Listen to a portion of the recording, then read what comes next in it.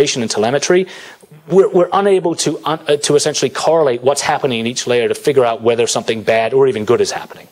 So as we wrap up, the reality is here, attacks on and using large-scale cloud providers are happening. They'll continue to. Hybrid security solutions and more of them are needed to give us more tools to be able to better solve some of these problems. Service transparency, assurance, and auditability is really key. I'm working on a project called A6, or more specifically Cloud Audit, which I'll reference later. But it's a way of making cloud providers more transparent across the board so that essentially the end users, consumers, interested and authorized third parties can make decisions on their security posture. Ultimately, security cloud providers have the chance to make security better, but they can only do that if they're transparent. If they continue to basically deny or hide or provide security by obscurity, that's not going to happen. So we really have helped make this mess. I think the problem is we have to figure out a way to accelerate its pickup. You can join the Cloud Security Alliance to help and also to understand the differences between cloud and normal infrastructure. I really hope you'll do that if you're not already.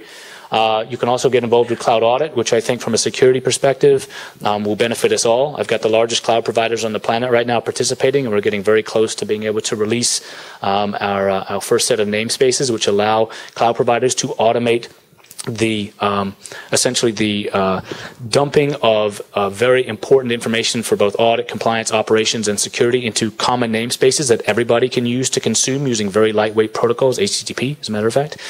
So you can do things like put the auditors out of the business of collecting data and back into the business of auditing.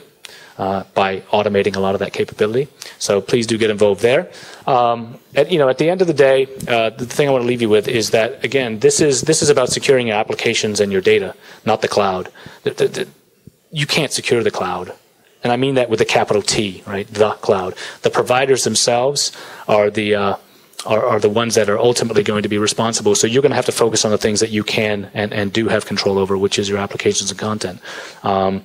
And in some cases, a lot of that comes down in the SaaS market to contracts and being able to build a case to management why cost is not the only reason that was not the only thing you should consider when thinking about cloud. Because in many cases, if we do a proper risk assessment, we'll find out that the maturity of some of these services are simply not at a level that are commensurate with us putting our most important and critical data out there. So with that, thanks so much for letting me run over. I apologize, and your lunch is waiting out there. If you need to get a hold of me, there I am. Thanks.